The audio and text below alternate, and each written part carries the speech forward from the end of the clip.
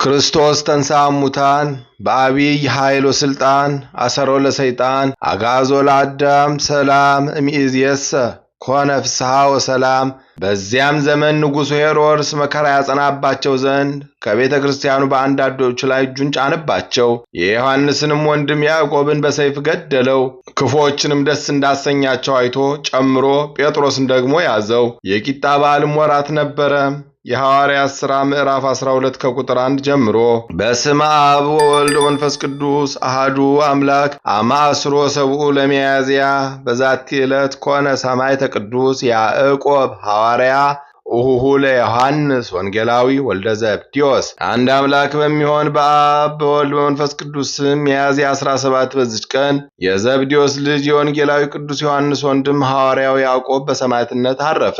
ይህም በእስያ ውስጥ ካስተማረ በኋላ ዕርቅ በተገኘባት በእውነተኛ አምላክ በጌታችን ወንጌል ሊያስተምራቸው ወደ ተበተኑት ወደ 12ቱ ነገድ ወጣ።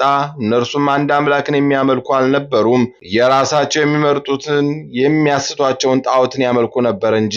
ከቄሳር ስልጣን በታች የተሾመ ሄሮድስም ሹመቱ በሚያዳብርና መንግስቱን በሚያጸና ገንዘብ ብዙ ግብር እንዲገብሩ እጅ መንሻንም እንዲያስገቡ አዘዘ። ያዕቆብ ግን ወደ እርሳቸው በደረሰ ጊዜ በሀገራቸው ቋንቋ ሰበከላቸው። የፍጥረትንም ሁሉ ቋንቋ ማወቅን እግዚአብሔር ሰጥቶት ነበርና የሚያውቀውም የሰው ቋንቋ ብቻ አልነበረም፣ የእንስሳትና የአራዊት የሰማይ ወፎችንም ቋንቋ ነበር እንጂ። በውስጣቸው በሰበከም ጊዜ የከፋ ስራቸውን ትተው በሕያው እግዚአብሔር በአንድ ልጁ በኢየሱስ ክርስቶስ ሕይወት በሆነ መንፈስ ቅዱስ ነፍሶቻቸው በእጁ ውስጥ በተያዙ በአንድ አምላክ እንዲያምኑ አዘዛቸው። እርሱም በሕያዋንና በሙታን ሊፈርድ የሚመጣ ነው። ዳግመኛም በማይጠፋና በማይበላሽ በሰማያት ድልብን ይሆንላቸው ዘንድ ከገንዘባቸውም ለችግረኞችና ለድሆች እንዲመጸውቱ አዘዛቸው። ትምህርቱንም በሰሙ ጊዜ ከክፉ ስራቸው ተመልሰው በክብር ባለቤት በጌታችን በኢየሱስ ክርስቶስ አመኑ። ሐዋርያ ያዕቆብም ትምህርቱን ፈጥነው ስለተቀበሉት እጅግ ወደዳቸው። በአብ በወልድ በመንፈስ ቅዱስ ስም አጠመቃቸው። በሀገራቸው ቤተክርስቲያንም ሰራላቸው። ዳግመኛም ከእንስሶቻቸው ከሚዘሯቸው እህሎችና ከወይን አትክልቶችን ፍሬዎች ለካህናትና ለድሆች ምግብ ሊሆን ለቤተ ክርስቲያን የመጀመሪያውን መባ እንዲሰጡ አዘዛቸው። ሕዝቡም በአንድ ቃል ያዘዝከን ሁሉ እኛ እናደርጋለን አሉት። ከዚያ በኋላ ከእንስሳት መጀመሪያ የተወለደውን ከእህሉም ቀዳሚያቱን አስራቱን ለቤተ ክርስቲያን አመጡ።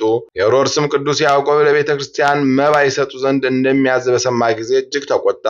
ጭፍራ ልኮ ደርሶ አስመጣውና ሕዝቡን ገንዘባቸውን ሁሉ ለድሆች ምጽዋትና ለቤተ ክርስቲያን መባ እንዲሰጡ የምታዝ አንተ ነህን? አለው። አዎን እኔ ነኝ አለው። ያን ጊዜ ሄሮድስ ተቆጥቶ ራሱን በሰይፍ አንገቱን መትተው ቆረጡት። በኢየሩሳሌምም ሁከትና ሽብር ሆነ።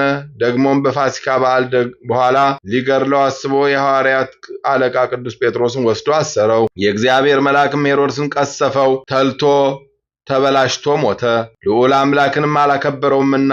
የቅዱስ ያዕቆብን ሥጋ ግን ምዕመናን ወሰዱት፣ ገንዘውም በቤተ መቅደስ ውስጥ ቀበሩት። ለእግዚአብሔር ምስጋና ይሁን። የሐዋርያው የቅዱስ ያዕቆብ በረከት ከኛ ጋር ለዘላለሙ ትኖር አሜን። አንድ አምላክ በሚሆን በአብ በወልድ በመንፈስ ቅዱስ ስም ሚያዝያ 18 በዚች ቀን የቅዱስ ሱስንዮስ አገልጋይ ቅዱስ አውሳቢዮስ በሰማዕትነት አረፈ። ምስጋና ይሁን ለአብ ለወልድ ለመንፈስ ቅዱስ አንድ አምላክ በሚሆን ዛሬም ዘወትርም ለዘላለሙ አሜን። በሚያዝያ 17 ቀን የሚከበሩ ዓመታዊ የቅዱሳን በዓላት ቅዱስ ያዕቆብ ሐዋርያ ወልደ ዘብዴዎስ ከ12ቱ ሐዋርያት መካከል አንዱ። ወርሃዊ በዓላት ቅዱስ እስጢፋኖስ ሊቀ ዲያቆናት ቀዳሜ ሰማዕት፣ ቅዱስ ኤጲፋንዮስ ዘቆጵሮስ፣ ቅዱሳን አበው መክሲመስና ዱማቴዎስ፣ አባ ገሪማ ዘመደራ፣ አባ ጰላሞን ፈላሲ፣ አባ ለትጹን የዋህ። በዚያን ዘመን ሄሮድስ መከራ ያጸናባቸው ዘንድ ከቤተ ክርስቲያኑ በአንዳንዶቹ ላይ እጆቹን ጫነባቸው። የዮሐንስንም ወንድም ያዕቆብን በሰይፍ ገደለው። አይሁድንም ደስ እንዳሰኛቸው አይቶ ጨምሮ ጴጥሮስን ደግሞ ያዘው። የቂጣ በዓል ወራትም ነበረ። የሐዋርያት ሥራ ምዕራፍ 12 ከቁጥር 1 ጀምሮ።